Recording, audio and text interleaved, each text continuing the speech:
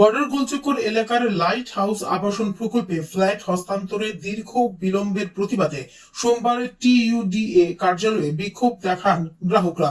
অভিযোগ 2022 সালের মধ্যে ফ্ল্যাট দেওয়ার প্রতিশ্রুতি থাকলেও প্রায় 5 বছর পরও তারা দখল পাননি, যদিও অধিকাংশই সম্পূর্ণ অর্থ পরিশোধ করেছেন। বিক্ষোভকারীরা অবিলম্বে ফ্ল্যাট হস্তান্তর অথবা শোধ সহ জমাকৃত অর্থ ফেরতের দাবি জানান। টিইউডিএ ডিসেম্বর 2026-এর মধ্যে প্রকল্প শেষ করার আশ্বাস দিলেও গ্রাহকদের আস্থা নেই।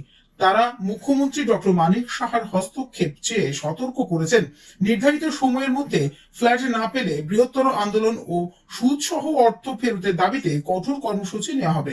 তো আজকে 6 বছর নাগাদ হয়ে গেল, আমরা 5 লাখ টাকা করে দিয়েছি, অনেকে 7 লাখ টাকা দিয়েছে, আমরা ঘরও পাইনি, টাকাও আটকে আছে।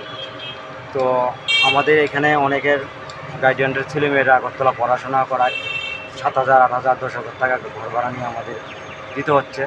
আমরা যদি ঘরটা পেতাম তাহলে আমাদের অনেকটা উপকার হতো। আমরা ঘরও পাইনি, টাকাও চলে গেছে। তো কাজ দেখা গেল, যে কাজ আমরা দেখলাম টোটাল কাজের 30 থেকে 35% কাজ কমপ্লিট হয়েছে। এই কাজটা কমপ্লিট করতে যে এজেন্সির 5 থেকে 6 বছর লেগে গেছে, বাকি 60-65% কাজ করতে সেই হিসাবে আরও 5-10 বছর সময় লাগবে। তো টোটাল প্রজেক্টটা শেষ করতে 15 বছর চলে যাচ্ছে। হয়ারে অন্যান্য স্টেট, উত্তরাখণ্ড, ইউপি, রাজস্থান, যেসব গভর্নমেন্ট বা যেসব লাইট হাউস প্রজেক্ট 5টা স্টেটের মধ্যে ওই তারা হ্যান্ডওভার দিয়ে দিয়েছে, এখন ত্রিপুরাতে দিতে পারেনি।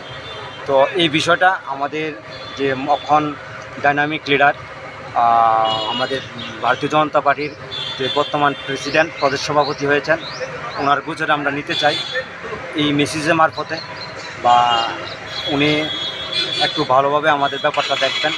Bureau report, news update Tripura.